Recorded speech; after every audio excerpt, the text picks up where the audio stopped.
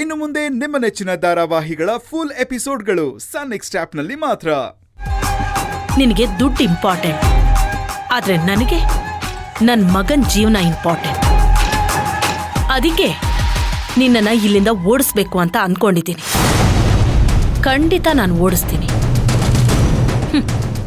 ನಾನೇನು ಓಡಿಸೋದು?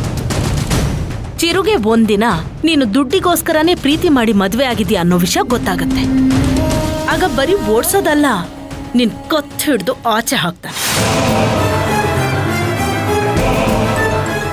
ಆ ದಿನ ಖಂಡಿತ ಬಂದೇ ಬರುತ್ತೆ. ಇನ್ನು 1 ತಿಂಗಳಲ್ಲಿ ಅದು ಆಗತ್ತೆ. ಆಗೋ ಹಾಗೆ ನಾನು ಮಾಡಿ ತೋರಿಸ್ತೀನಿ. ಏನತ್ತೆ ಚಾಲೆಂಜ್ ಮಾಡ್ತಿದ್ದೀರಾ? ನನಗೆ ಈ ತರ ಚಾಲೆಂಜಸ್ ನ ಫೇಸ್ ಮಾಡೋದು ಅಂದ್ರೆ ತುಂಬಾ ಇಷ್ಟ. ಅದನ್ನು ನೋಡೋಣ ಬಿಡಿ. ನೀವೊಬ್ಬ ಅಂದ್ರೆ ಏನ್ ಮಾಡ್ಬೋದು? ನನ್ ಬಗ್ಗೆ ಚಿರು ಹತ್ರ ಹೋಗಿ ಕೆಟ್ಟಾಗ ಹೇಳ್ತೀರಾ ಅಷ್ಟೇ ತಾನೆ? ಚೆಚೆ, ಹಾಗೆಲ್ಲ ಹೇಳಿದ್ರೆ ನನ್ ಮಗ ನಂಬಲ್ಲ ಅಂತ ನನಗ್ ಚೆನ್ನಾಗ್ ಗೊತ್ತು. ಯಾಕಂದ್ರೆ ನನ್ ಮಗ ನಿನ್ ಮೇಲೆ ಸಿಕ್ಕಾಪಟ್ಟೆ ಕುರುಡ್ ನಂಬಿಕೆ ಇಟ್ಕೊಂಡಿದ್ದಾನೆ. ಆದ್ರೆ ನಾನ್ ಮಾಡ್ಬೇಕು ಅನ್ಕೊಂಡಿರೋದು ಬೇರೆನೆ. ಬೇರೆನೆ ಅಂದ್ರೆ ಹೇಳಲೇಬೇಕಾ? ಗತ್ತಿಗೆಟ್ಟ ನಿನ್ ತವ್ರ ಮನೆಗೆ ಭಿಕ್ಷೆ ಬೇಡೋ ಪರಿಸ್ಥಿತಿ ಬಂದೇ ಬರುತ್ತೆ. ಆಗ ದುಡ್ಡು ಹೊರಗೆಲ್ಲೂ ಸಿಕ್ಕದೆ ಹೋದಾಗ ನಿನ್ ಚಿರು ಹತ್ರ ಹೋಗಿ ಕೈ ಚಾಚ್ತೀಯ. ಖಂಡಿತ ನೀನಿದನ್ ಮಾಡ್ತೀಯ. ನೀನ್ ಅದಕ್ಕೋಸ್ಕರನೇ ಇಲ್ಲಿಗೆ ಬಂದಿರೋದು. ಹೀಗೆ ಪದೇ ಪದೇ ಹೋಗಿ ಚಿರು ಹತ್ರ ದುಡ್ಡು ಕೇಳ್ತಾ ಇದ್ರೆ ಇವಳೇನು ಯಾವಾಗ್ಲೂ ದುಡ್ಡು ಅಂತಿರ್ತಾಳೆ. ಅಮ್ಮ ಹೇಳ್ತಾ ಹಾಗೆ ಇವಳು ದುಡ್ಡುಗೋಸ್ಕರನೇ ಮದುವೆ ಆದ್ಲ ಅಂತ ಚಿರುಗನ್ಸುತ್ತೆ. ಅವನ್ ತಲೆಯಲ್ಲಿ ಅನುಮಾನದ ಹುಳ ಹುಟ್ಟುತ್ತೆ. ಆಮೇಲೆ ಏನಾಗತ್ತೆ ಅಂತ ನಾನು ಹೇಳೋ ಅವಶ್ಯಕತೆ ಇಲ್ಲ, ನಿನಗೆ ಗೊತ್ತಾಗತ್ತೆ. ಹೌದಾ ಅತ್ತೆ? ಇದನ್ನ ನಾನ್ ಬದಲಾಯಿಸ್ತೀನಿ. ನನ್ ತವ್ರ ಮನೇಲಿ ಅದೆಂತ ಸಂದರ್ಭ ಬಂದ್ರು ನಿಮ್ ಮಗನ ಹತ್ರ ನಾನ್ ದುಡ್ಡಿನ ಸಹಾಯ ಕೇಳಲ್ಲ. ಇದು ಸತ್ಯ.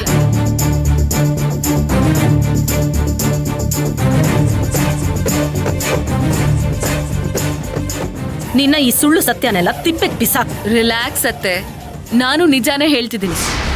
ನನ್ನ ಫ್ಯಾಮಿಲಿಗೆ ದುಡ್ಡಿನ ಅವಶ್ಯಕತೆ ಇದೆ ನಿಜ. ಹಾಗಂತ ನಾವು ಮಾನ ಮರ್ಯಾದೆ ಬಿಟ್ಟು ಬದುಕಲ್ಲ.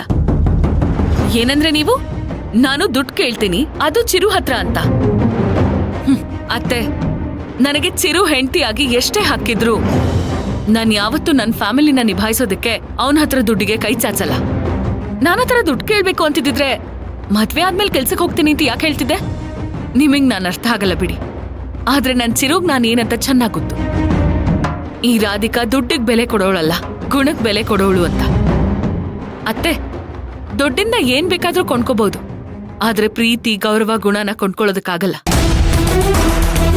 ನನ್ ಮನೆಯವ್ರಿಗೆ ದುಡ್ಡಿನ ಸಮಸ್ಯೆ ಬರ್ದೇ ಇರೋ ಹಾಗೆ ನೋಡ್ಕೊಳ್ಳೋ ಜವಾಬ್ದಾರಿ ನಂದು. ಒಂದ್ ವೇಳೆ ಅಂತ ಪರಿಸ್ಥಿತಿ ಬಂದ್ರೂ ನನ್ ತಲೆ ಅಡ ಇಟ್ಟು ಅದನ್ನ ನಿಭಾಯಿಸ್ತೀನಿ ಹೊರತು ಚಿರು ಹತ್ರ 1 ನಯಾ ಪೈಸಾ ಕೇಳೋದಿಲ್ಲ. ನಿಮಗ್ ನನ್ ಬಗ್ಗೆ ಸರಿಯಾಗಿ ಗೊತ್ತಿಲ್ಲ. ಹೇಗ್ ಬೇಕಾದ್ರೂ ಬದುಕಬಹುದು ಅಂತ ಅನ್ಕೊಳ್ಳೋಳಲ್ಲ ಈ ರಾಧಿಕಾ. ಬದುಕಿದ್ರೆ ಹೀಗೆ ಬದುಕ್ಬೇಕು ಅಂತ ಕೆಲವೊಂದ್ ಎಥಿಕ್ಸ್ ಇಟ್ಕೊಂಡ್ ಬದುಕ್ತಿರೋಳ್ ನಾನು. ನನ್ ಪ್ರಾಣ ಹೋದ್ರೂ ಸರಿ, ಚಿರು ಹತ್ರ ನಾನ್ ದುಡ್ಡು ಕೇಳಲ್ಲ. ನೋಡೋಣವಾ? ನೋಡಿ, ಯಾರ್ ಬೇಡ ಅಂದ್ರು. ಏಯ್, ನೀನ್ ಚಿರು ಹತ್ರ ಕೈ ಚಾಚೋ ದಿನ ಬಂದೇ ಬರುತ್ತೆ. ನೋಡೇ ಬಿಡೋಣ. ಇದನ್ನ ನಾನು ಚಾಲೆಂಜ್ ಆಗಿ ತಗೋತೀನಿ.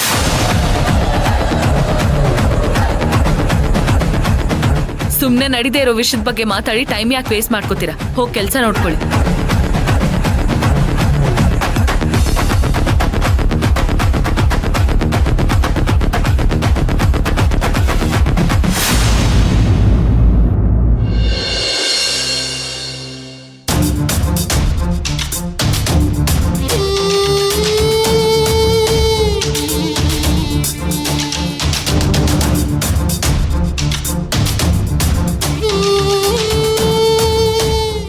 ಇವ್ರನ್ನೆಲ್ಲೋ ನೋಡ್ದ ಹಾಗಿದೆಯಲ್ಲ.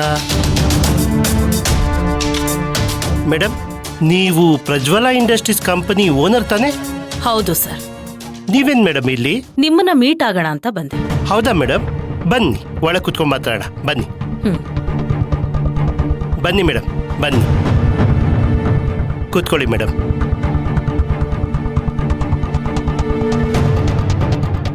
ಮೇಡಮ್, ನಂಗೆ ತುಂಬ ಆಶ್ಚರ್ಯ ಆಗ್ತಾ ಇದೆ. ಅಲ್ಲ, ನೀವು ನನ್ನನ್ನು ಯಾಕೆ ಭೇಟಿ ಆಗಬೇಕು ಅಂತ ಅಂದ್ಕೊಂಡ್ರಿ? ಒಂದು ಇಂಪಾರ್ಟೆಂಟ್ ವಿಷಯದ ಮೇಲೆ ನಿಮ್ಮನ್ನ ಭೇಟಿ ಆಗಕ್ ಬಂದಿದ್ದೀನಿ. ಏನ್ ವಿಷಯ ಹೇಳಿ ಮೇಡಮ್. ನಿಮ್ ಮಗ ನನ್ ಕಂಪ್ನಿಯಲ್ಲಿ ಕೆಲ್ಸಕ್ಕೆ ಟ್ರೈ ಮಾಡ್ತಿದ್ದಾನೆ ಅಂತ ಗೊತ್ತಾಯ್ತು. ಹಾ, ಅದನ್ನ ನಾನ್ ನೋಡ್ಕೋತೀನಿ. ಆದ್ರೆ ನಿಮ್ಮಿಂದ ನನಗೊಂದು ಹೆಲ್ಪ್ ಆಗ್ಬೇಕಾಗಿದೆ. ಮಾಡ್ತೀರಾ ಅಲ್ವಾ? ಏನ್ ಮಾಡ್ಬೇಕು ಹೇಳಿ ಮೇಡಮ್. ಕಾಶಿ ಅಂತ ಒಬ್ಬ ಇದಾನಲ್ಲ, ಅದೇ ಕೇಟ್ರಿಂಗ್ ಮಾಡ್ತಾನಲ್ಲ, ಹಾ, ಅವ್ನು ನಂಗೆ ತುಂಬಾ ಚೆನ್ನಾಗಿ ಗೊತ್ತು ಮೇಡಮ್. ಅವ್ನ್ ನಿಮ್ಮ ಹತ್ರ ಸಾಲ ತಗೊಂಡಿದ್ದಂತಾನೆ? ಹೌದು ಮೇಡಮ್, ಅವನ್ ತಂಗಿ ಮದ್ವೆ ಅಂತ ಹೇಳಿ 3 ಲಕ್ಷ ಸಾಲ ತಗೊಂಡಿದ್ದಾನೆ. ಅವನ್ ತಂಗಿ ರಾಧಿಕಾ ಮದ್ವೆ ಆಗಿರೋದು ಬೇರೆ ಯಾರನ್ನೂ ಅಲ್ಲ, ನನ್ ಮಗನ್ನೇ. ಅಯ್ಯೋ ಮೇಡಮ್, ಏನ್ ಹೇಳ್ತಾ ಇದ್ದೀರಾ? ಕಾಶಿ ನಿಮ್ಮಂತ ದೊಡ್ಡ ಸಂಬಂಧ ಮಾಡಿದಾನ, ದೊಡ್ಡ ಮನೆತನ ಅಂತ ಹೇಳಿದ, ಆದ್ರೆ ಅದು ನೀವೆಂತ ಗೊತ್ತಿರ್ಲಿಲ್ಲ. ಕ್ಷಮಿಸ್ಬಿಡಿ ಮೇಡಮ್, ನಾನು ಅವ್ರು ಕೊಟ್ಟಿರೋ ದುಡ್ಡನ್ನ ವಾಪಸ್ ಕೇಳೋದೇ ಇಲ್ಲ ಬಿಡಿ. ಆದ್ರೆ ನನ್ನ ಮಗನ ಕೆಲಸ ಸ್ವಲ್ಪ ನೋಡ್ಕೊಳ್ಳಿ ಮೇಡಮ್. ಇಲ್ಲೇ ನೀವು ತಪ್ಪು ಮಾಡ್ತಾ ಇರೋದು. ತಪ್ಪು ಮಾಡ್ತಾ ಇದ್ದೀನಾ? ನಂಗೆ ಅರ್ಥ ಆಗಿಲ್ಲ ಮೇಡಮ್.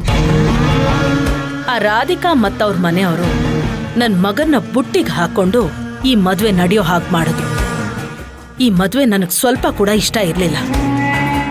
ನಿಮ್ ಮಗನ್ಗೆ ಹೇಗೆ ಒಳ್ಳೆ ಕೆಲಸ ಸಿಕ್ಬೇಕು ಅಂತ ನೀವು ಆಸೆ ಪಡ್ತಿದ್ದೀರೋ ಹಾಗೆ ನನ್ ಮಗನ್ಗೆ ಒಳ್ಳೆ ಲೈಫ್ ಸಿಕ್ಬೇಕು ಅಂತ ನಾನ್ ಆಸೆ ಪಡ್ತಿದ್ದೀನಿ. ಅದಕ್ಕೆ ನಾನ್ ಹೇಳ್ದ ಹಾಗೆ ನೀವು ಮಾಡ್ಬೇಕು. ಮೇಡಮ್, ನೀವೆಷ್ಟು ದೊಡ್ಡ ಜನ, ನನ್ನಂತವನ ಹತ್ರ ಸಹಾಯ ಬೇಕು ಅಂತ ಕೇಳ್ಕೊಂಡು ಬಂದಿದ್ದೀರಾ. ಅದೇನ್ ಮಾಡ್ಬೇಕು ಅಂತ ಹೇಳಿ ಮೇಡಮ್, ಮಾಡ್ತೀನಿ. ಕಾಶಿ ಹತ್ರ ಈಗ ನಯಾ ಪೈಸೆ ದುಡ್ಡಿಲ್ಲ. ಮದ್ವೆಗೆ ಎಲ್ಲ ಖರ್ಚು ಮಾಡಿದ್ದಾನೆ. ನೀವೀಗ ಕೊಟ್ಟಿರೋ ದುಡ್ಡು ಬೇಕು ಅಂತ ಅವನಿಗೆ ಪ್ರೆಷರ್ ಹಾಕ್ಬೇಕು. ಆಗ ಅವನು ಬೇರೆ ದಾರಿ ಇಲ್ದೆ ನನ್ ಮಗನ ಹತ್ರ ದುಡ್ಡಿಗೋಸ್ಕರ ಕೈ ಚಾಚಿ ನಿಂತ್ಕೋತಾನೆ. ಆಗ ನನ್ ಮಗನ್ಗೆ ಅರ್ಥ ಆಗುತ್ತೆ, ಇವರೆಲ್ಲ ನನ್ನ ಹತ್ರ ದುಡ್ಡಿದೆ ಅನ್ನೋ ಕಾರಣಕ್ಕೆ ಮೋಸ ಮಾಡಿ ಮದುವೆ ಮಾಡಿಸಿದ್ದಾರೆ ಅಂತ.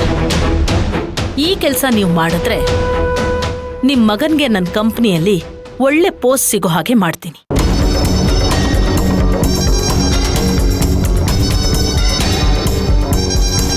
ಮೇಡಮ್, ನನ್ನ ಮಗನ ಕೆಲಸ ಕನ್ಫರ್ಮ್ ಮಾಡೋದು ನೀವು ಮಾಡಿ. ನನ್ನ ಹತ್ರ ಎಷ್ಟೇ ದುಡ್ಡಿದ್ರು ನನ್ನ ಮಗನಿಗೆ ನಿಮ್ಮ ಕಂಪ್ನಿಲಿ ಕೆಲಸ ಮಾಡಬೇಕು ಅಂತ ತುಂಬಾ ಆಸೆ. ನೀವು ಹೇಳಿರೋ ಕೆಲಸ ನಾನು ಮಾಡಿ ಮುಗಿಸ್ತೀನಿ. ನಾನು ಹೇಳಿದ ಕೆಲಸ ನೀವು ಮಾಡಿದ ತಕ್ಷಣನೇ ನಿಮ್ಮ ಮಗನ್ಗೆ ನನ್ನ ಕಂಪ್ನಿಯಲ್ಲಿ ಕೆಲಸ ಸಿಗತ್ತೆ. ಸರಿ ಮೇಡಮ್. ಹಾಗೆ ಇನ್ನೊಂದು ವಿಷಯ, ಈ ವಿಷಯ ಎಲ್ಲೂ ಹೊರಗೆ ಬರಬಾರ್ದು. ಹಾ ಮೇಡಮ್, ನಾನು ಯಾರಿಗೂ ಹೇಳಲ್ಲ.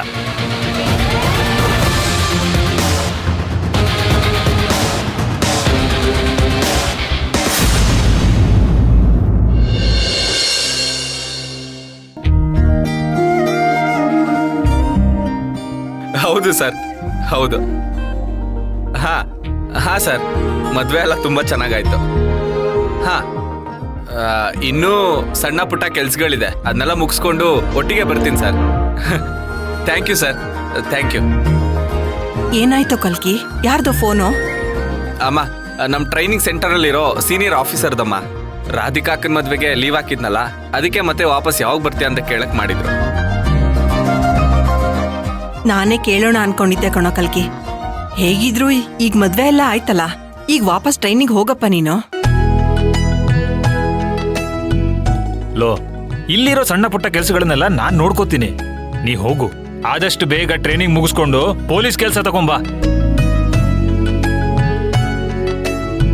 ಹೌದು ಕಲ್ಕಿ, ನೀನ್ ಪೊಲೀಸ್ ಆಗ್ಬೇಕು ಅನ್ನೋದು ರಾಧಿಕನ್ ಕನಸು. ಅದೊಂದಾದಷ್ಟು ಬೇಗ ಆಗ್ಬಿಟ್ರೆ ಸಾಕು. ಖಂಡಿತ ಆಗತ್ತೆ ಅದಕ್ಕೆ, ನೀವೇನು ಯೋಚನೆ ಮಾಡಬೇಡಿ.